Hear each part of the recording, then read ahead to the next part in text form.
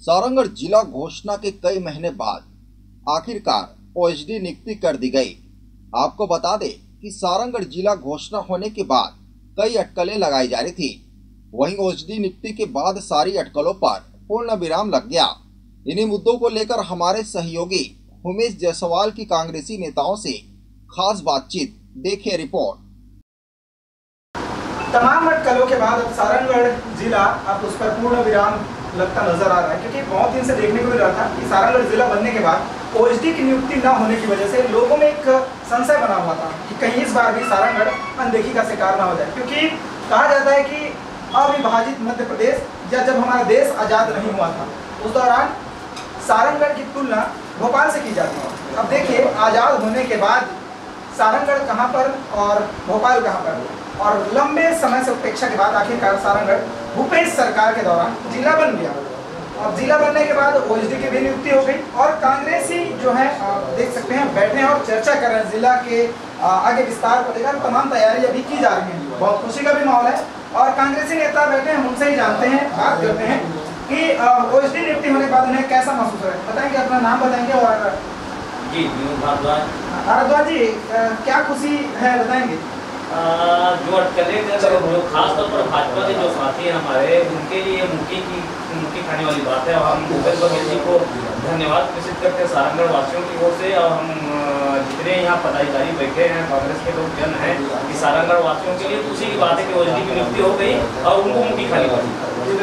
और भी और बात करते हैं। सर बताएंगे, कैसा महसूस कर रहे हैं? सारंगढ़ जिला उस पर फाइनल पूर्ण विराम लग गया, कलेक्ट कंप्लीट हो गया। मैं गोल्डी नायक जिला कांग्रेस का महामंत्री हूँ।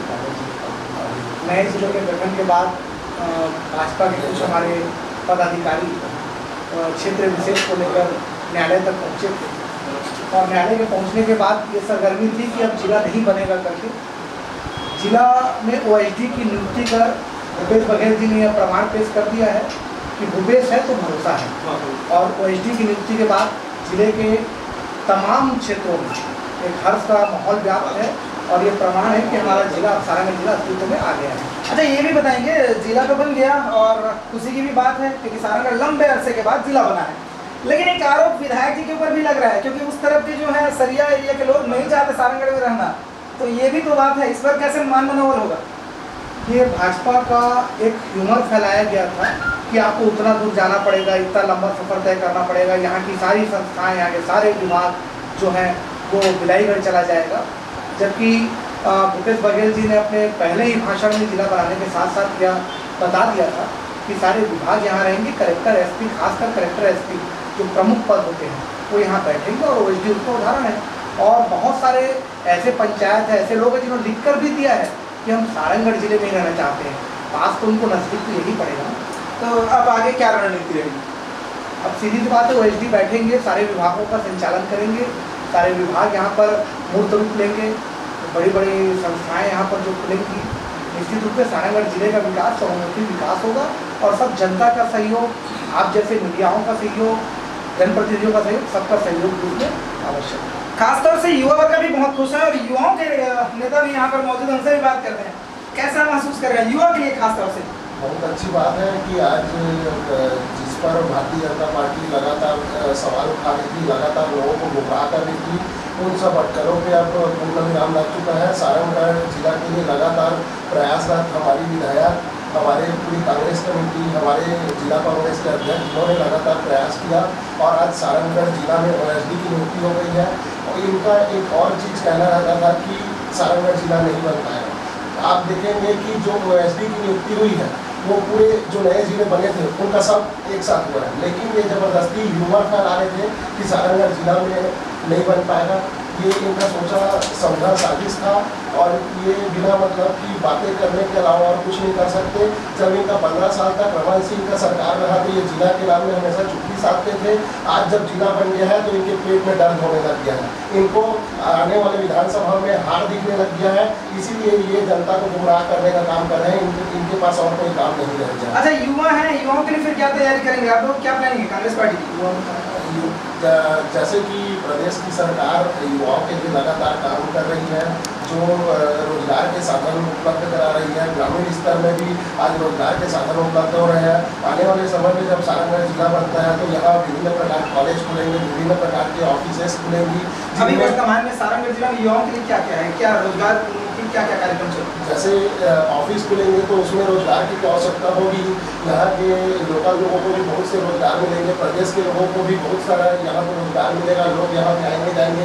लगातार बैंक खुल रहे हैं, आप देख रहे हैं। जिला बनने के साथ साथ विभिन्न प्रकार के ऑफिसेस, सिर्फ सरकारी ऑफिस की बात नहीं करूँगा, प्राइवेट ऑफिसेस भी यहाँ पे आएंगे और लोगों को रोजगार मिलेगा और हर प्रकार के फील्ड में लोगों को सुविधा। मतलब युवाओं की आपकी प्राथमिकता रहेगी ना? बिल्कुल, युवाओं मैं खुद युवा हूँ तो युवाओं की प्राथमिकता हमारे लिए तो प्रथम रहेगी। जी बिल्कुल। और कांग्रेस के और वरिष्ठ नेता भी हैं, उनसे भी हम बात करने की कोशिश करेंगे क्योंकि खुशी का माहौल है। सारंगगढ़ में ओएसडी की नियुक्ति हो गई। आप अपनी खुशी किस तरीके से जाहिर करेंगे? क्योंकि पीछे में मैं अपने सहयोगी से कहना चाहूँगा, तस्वीरें देखा है कांग्रेस के दिग्गज नेता और उनके नीचे में उनके छत्र छाया में अगर यूँ कहें बैठ के इस कुर्सी में बैठ के लोगों की समस्या सुनते हैं।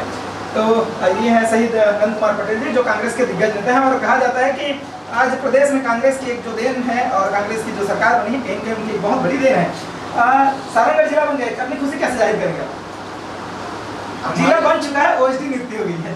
देखिए, जो अटकलें लगा रहे थे, जो शंका जाहिर कर रहे थे, ये वो लोग हैं जिन्होंने कभी नहीं चाहा कि कांग्रेस गवर्नमेंट में ये जिला बना। तो उन सभी मित्रों के लिए मेरे को दुख है कि ये अंततः ओएसडी की नियुक्ति हो गई। और जहाँ तक मेरी खुशी का सवाल है तो मैं आपको बता दूँ, मेरा नाम सूरज तिवारी है, मैं कांग्रेस का कार्यकर्ता हूँ और मैं 90 के दशक से जिला आंदोलन में शामिल रहा हूँ। हम लोग प्रतिनिधिमंडल के रूप में सुंदरलाल पटवा जी जब मुख्यमंत्री थे 2 बार गए, उसके बाद दिग्विजय सिंह जी जब थे उस समय भी तो हमारे प्रतिनिधिमंडल यहाँ से गई, जिसमें रायगढ़ गाँव के लोग भी रहते थे, चंद्रपुर के लोग भी रहते थे। और उस समय ये दुर्भाग्य था जो नहीं हो पाया। 1998 में भी दिग्विजय सिंह के सरकार के समय में नोटिफिकेशन जारी की गई थी, लेकिन चंद्रपुर विधायक तत्कालीन जो थे उनके आपत्ति की वजह से वो प्रक्रिया रुक गया। लेकिन मुझे इस बात की खुशी है, हम रमन सिंह जी के पास भी कम से कम 4 बार 5 बार गए और तब हमारे भाजपा के साथी हमारे साथ होते थे। लेकिन साहब, कांग्रेस की बीजेपी की सरकार तो मात्र 15 साल थी, उससे पहले तो आपकी सरकार थी। निश्चित रूप से वो हमारी जिम्मेदारी थी।